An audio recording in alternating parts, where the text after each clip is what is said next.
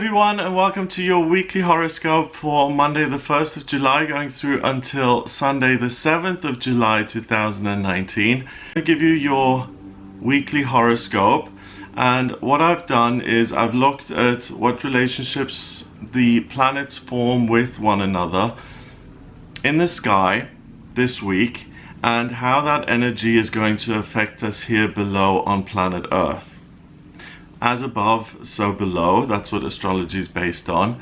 And these horoscopes therefore apply to all signs of the zodiac, because I'm looking at what the planets are doing for all of us, not just for Aries or for Gemini or Virgo. I'm doing it for all the signs. So these horoscopes apply to everyone who watches in all signs of the zodiac. And also the time I base these on is UK time. So first of all, on Monday the 1st of July, we have Mars moving into Leo for the next 6 weeks. That's a mixed blessing. Mars is the male principle of drive, ambition, desire, building things, destroying things, spontaneity, anger, creation, bulldozing your way through. Everything stereotypically or archetypally associated with the male. And that is in a fire sign, so it's really happy. Mars rules Aries, the first sign of the zodiac, and it's able to just bulldoze its way through anything and get what it wants. In Leo, it's similarly happy because Leo is open and it's in the spotlight and it's fun and it can delegate and give orders, and Mars likes that. So Mars is really happy for the next 6 weeks in this placement because it looks ahead and it's like, what am I going to do? And I feel empowered and I feel great. So you're immediately going to feel this sense of boostedness internally with Mars being in Leo. At the same time, we have the moon in Gemini, and the moon is the most sensitive part of who you are. Gemini, I think personally, works very well with Leo because Gemini is super curious. It likes to try different things. It's quick, it's independent, it likes to communicate, it also enjoys the spotlight. And that conjuncts Venus, the planet of love and beauty in Gemini. So it forms a harmonious relationship with Venus and it blends its energy with the planet of love and beauty. And the moon then squares Neptune, the dream planet, in Pisces. So we've got a really nice recipe here on Monday the 1st of July, which means that you feel a much greater sense of drive and a focus on moving forward, achieving your goals. And also there's a certain lightness when it comes to relationships and communication.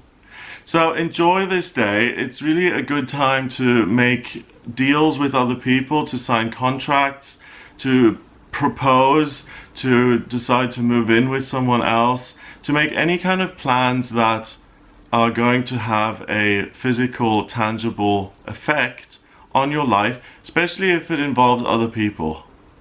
Because Mars in Leo and Venus in Gemini, they really get each other in those signs, I feel. Because they're open and communicative, and also there's no ho-humming, there's no hiding behind some sort of facade. It's just like, this is me, this is what I want, and I'm clear on that.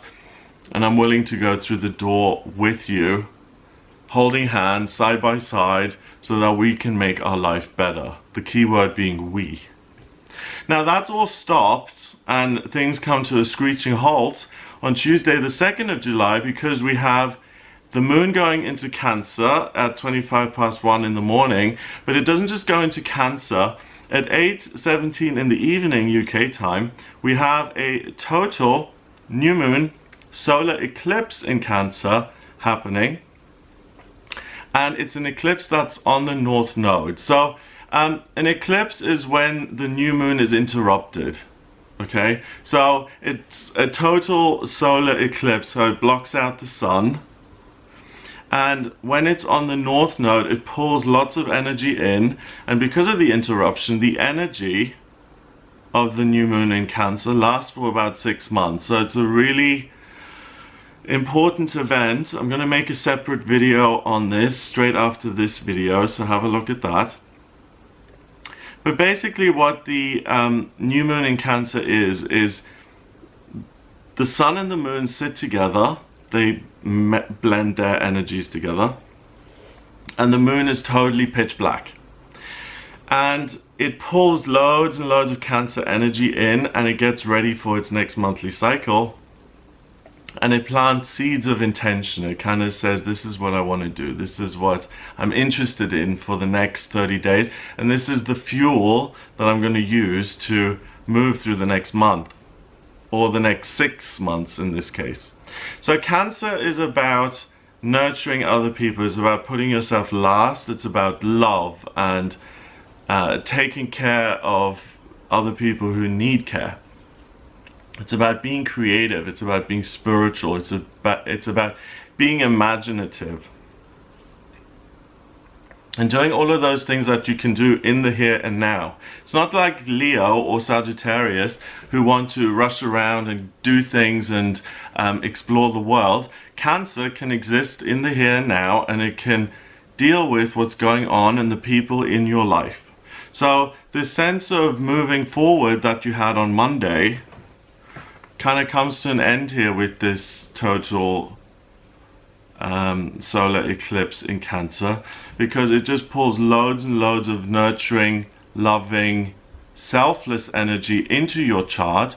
And on a north node, it means it pulls even more energy in. When it's on a south node, which is going to be the full moon eclipse later on in the month in July, that's going to be on the south node, and that's about releasing stuff. So for this next 6 months, you're really going to be interested in taking care of other people. So you're not in the center stage. And that's why making the most of Monday is important, because it's all about you and saying my desires, my dreams, my proposals. So on Tuesday, it's about going inwards and taking care of yourself as well as other people, although it's mostly about other people. Pisces is another water sign, and that's even more self-sacrificing. So Cancer does have that balance between nurturing yourself and nurturing other people. So Monday's plans of moving ahead, they kind of come to a halt, and you now plant seeds of intention that have to do with healing and care and nurturing other people. On Wednesday, Venus, the planet of love and beauty, also moves into Cancer. So when Venus is in Cancer, she's no longer interested about trying new things and keeping it light and kind of traipsing around and going to Saint-Tropez and looking good. It's about, I love someone, therefore I care for them. It's really genuine, it's really authentic. The moon is also in Cancer. It trines Neptune in Pisces, so it forms a harmonious trine with the water planet in another water sign, Pisces, and all of them oppose Pluto, planet of transformation, death and rebirth, and Saturn, which is structure and security, and those are in Capricorn. So we've got water versus earth, and on Wednesday you're in full-on nurturing selfless mode. You're not interested in even the reality of things as such. The only thing that's going to count are your feelings and who and what you love. That's going to be your main focus. I love this person, therefore I'm going to take care of that person, and all of my other responsibilities and all of the other things I have going on, not important anymore. I'm just going to focus and care. So don't become overly emotional if you receive news that kind of take you away from being able to do that, or you get information that doesn't sit well with you, because all you're really going to want to do and be is in your feelings and connected to other people and to yourself and nurturing and healing yourself. So if something really unhealing comes in, like if someone presents you with some bad news, or there's some financial problem or some other practical, tangible problem, you may have a really strong emotional response because there's so much water floating around. And the opposition between earth and water means that practical things are not something that you want to deal with. I remember one winter I had, it snowed really badly, and me being the genius that I am, I took a snow shovel and I took all the snow off the top of my roof. And once all the snow had melted and stuff, I saw that there were scratches left on the roof. So I had to go and have that fixed, obviously, because I had been so clever. And that was really difficult for me. Taking care of something that I had done and that I felt stupid about. It was really difficult for me to take care of that because it was self-inflicted. And I felt awful about it. And it complicated the whole situation. And it made it really hard for me to resolve. Usually you would just look at that, it's like, okay, scratches, you get them fixed. You take them to the body shop and that's the end of it, right? But because it was my actions that had caused that, it created this huge emotional fallout. And that's the kind of thing I'm talking about on Wednesday, being irrational and overly emotional. On Thursday, the 4th of July, the moon goes into Leo at 3:20 in the morning. So now we're in the spotlight again. So we're joining Mars, and the Leo moon conjuncts Mars, so it sits right next to Mars, and Mercury, the communication planet, is also in Leo.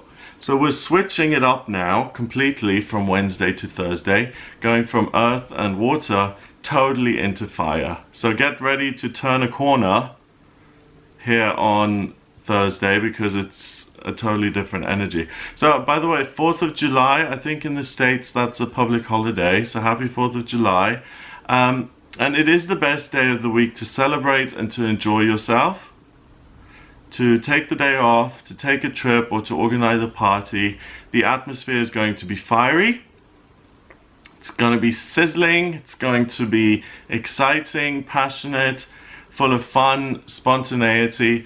But because it's so fiery, it can also miss the mark and go overboard and become anger, and it can become destructive. So make sure that you keep it on the fun side of things. On Friday, the 5th of July, we have the Leo moon connecting in a positive trine with Jupiter in Sagittarius, so the good luck planet and the way you feel are now both in fire signs. So they say to you, if I move forward, if I look ahead, I'm going to experience good luck. And they also have a harmonious quincunx with Saturn, the structure planet, and Pluto, transformation and change, both in the earthy worker sign of Capricorn. And they also quincunx Neptune, the water planet of dreams, in Pisces. So Friday is really similar to Monday in the sense that the best luck available to you is to make plans for the future and to look ahead. Just remember now that this eclipse has happened on Tuesday with the Cancer energy, which is still influencing you and saying, stay home, take care of yourself, really make sure you're okay before you move forward. So there's that bit of hesitation now before you move ahead. So on Friday, if you do check in with yourself, and that's the good thing about this eclipse, is that you're not going to be able to forget about your own feelings, about what's good for you, what harms you, what doesn't harm you, what is helpful, what you can take on. And you take that into account when you make plans. You know, because sometimes you'll say something like, oh, why don't we do something in 2 months and we meet in London and we meet in the morning like at 8 and then you stay at my house, you stay the night and then we'll go to the museum. And you're like, yeah, that's a great idea. And then the actual day comes and you're like, oh, I've got all this work on, I don't have time to do this, so I'm going to cancel. And then your friend is like, oh, you're such a flake, and it puts a strain on the friendship. So with the eclipse in Cancer, before just saying, oh yeah, I'm going to join you and do that, just flippantly agreeing to something, you're immediately going to think of, do I have time for this? Is this going to put extra pressure on me? Excuse me, in terms of my everyday routine? Is the trip to London going to be overly exhausting, or is spending time with my friend, is that actually nurturing to me? Is it good for me? Financially, does it put extra strain on me, or is it something where I can celebrate and I can enjoy myself? The new moon in Cancer eclipse really makes you much more aware of what you can do and what you're emotionally able to do.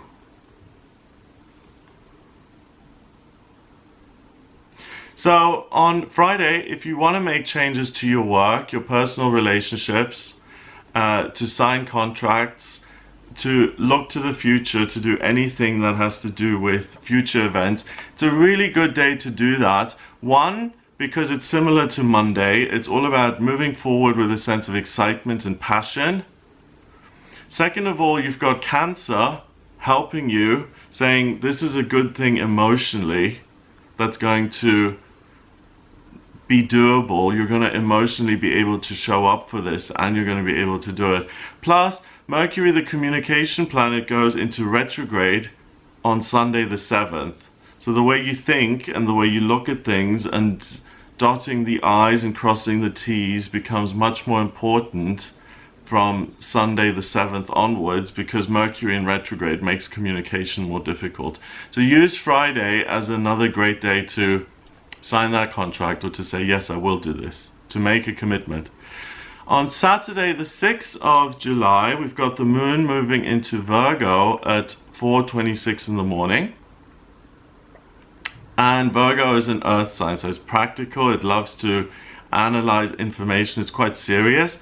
It sextiles the sun in Cancer, so harmonious relationship. Virgo is sometimes known as the nurse, and Cancer is very much about family and nurturing family. Cancer is domestic, it likes to stay home, it's a homebody, it likes to cook, it likes to take care of people emotionally, it likes, you know, the whole domestic thing. Virgo nurses people not because of a sense of joy, or because I'm so good at taking care, well, maybe I'm so good at taking care of people. But Virgo usually nurtures people out of a sense of duty and guilt, and then complains loudly about doing it. So both of these planets are focused on taking care of other people, whether it's a joy or not a joy, it doesn't really matter. But the moon is the most sensitive part of you. It's really smart, it's really diligent, it's dutiful. It tries to do everything right. And the sun in Cancer is also very nurturing and helpful. And they both trine Uranus in Taurus, which is chaos in the physical world. So on Saturday, you may feel this overwhelming sense of guilt, or a sense of I need to do my duty, and I need to be of service to other people, even if that disrupts your own life and your own routine. And again, the eclipse in Cancer is going to be helpful, because it's going to help you maintain that balance and say, am I actually emotionally capable of giving this? Am I actually emotionally in a place where I can do this? So on Saturday, try and be conscious of that and be aware of that, and try and maintain a balance between what you do for other people and what you're willing to do, and don't let yourself be guilted into things that really have nothing to do with you, and don't try and try and not give in to being manipulated by other people. If you want to help and if you want to be of service, then fab, great. And if it's okay with your schedule, if you're going to lose your job over it, then obviously you have to make changes so that you can help, but that you can also show up for your work. So it's a tricky day where you have to kind of schedule things properly, but the eclipse is really your friend, and it's really helpful. On Sunday the 7th of July, we have Mercury going retrograde until the 31st of July. So when Mercury goes retrograde, it appears to go backwards. It doesn't actually move backwards, it just looks that way. And Mercury is the communication planet. It rules Gemini and Virgo, so those two signs are often most affected by it.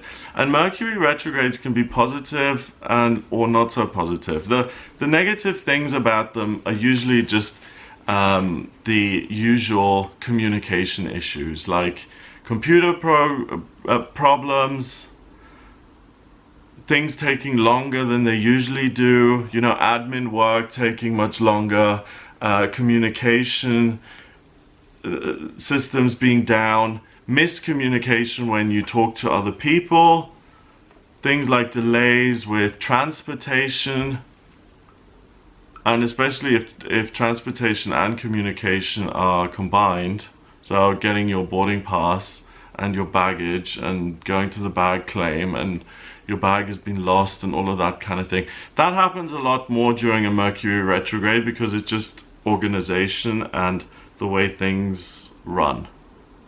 So there's much more room for error. People type in the wrong date and suddenly everything's out of whack. So instead of your suitcase going to Dublin, it goes to Dubai, you know, easy mistake to make, that kind of stuff. But also a Mercury retrograde gives you an opportunity to look at things in a different way than you look at it usually. And we have 3 or 4 retrogrades every year. So this is something that happens deliberately to shake us up a little bit and to get us out of our fixed, you know, blinders on perspective and to force us to look at things differently. Now the next one that happens is in November this year. So the month of July, really, the last 3 weeks of July are all in retrograde Mercury wise, so you have to find new ways of doing things. The Virgo moon opposes Neptune in Pisces, so reality versus dreams, and the Virgo moon, reality, forms a harmonious trine with the Earth planets Saturn and Pluto, which are in Capricorn. It also squares Jupiter in Sagittarius, so there's friction between Jupiter, which says let's gallop off to have fun, and the Virgo moon says no, let's stay here and analyze the systems we've got and work with those. So despite the communication planet going retrograde, and this is the second time it's happened this year, you haven't really got your head in the clouds and you're still able to make practical decisions which are going to affect your life today. And the opposition with Neptune guarantees clarity and it mitigates the effect of Mercury being retrograde, because Neptune is sometimes foggy and it makes things more difficult to understand. But with it being 180 degrees away from the moon in Virgo, you still have major clarity of mind. Plus the relationships with Saturn and Pluto mean that you can take this new perspective that you've got, and it's kind of a razor sharp perspective, it's good, and you can safely apply it to your circumstances. So you can make changes to your circumstances and you can trust the way you see things on Sunday. So if something suddenly changes, you know, I often warn about this. Higher self-guidance is repetitive, it's kind of hard to hear, you have to strain to hear it, and it's calm and it's quiet and it's the same over and over and over again. Ego guidance is loud, it's urgent, and it's like, do it now. So when you suddenly change perspective completely and it's like, oh, why haven't I done that? Why haven't I thought of that? And I have to do it right now. That's often a sign that the ego is at work, okay? But with this Mercury retrograde, it does also change your perspective. But because we have Virgo involved and Neptune on the other side of the chart, it's an opportunity to let the blinders go and to look around. And it's an easy, gentle start into Mercury retrograde, and it allows you to see your situation with a fresh pair of eyes. And if you do decide, wow, I didn't even notice this before and I don't like it, I'm going to change it, you can trust your gut and you can really make those changes without doubting yourself. So listen to your intuition, okay? So that's what I got for you this week, 1st of July to Sunday the 7th of July.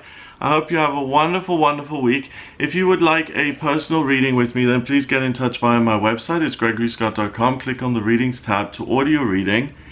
And I use astrology, tarot, and numerology in my personal reading. So I can draw up your birth chart by using your place of birth, date of birth, and time of birth. If you don't have the time of birth, then order a chart rectification with me on the website.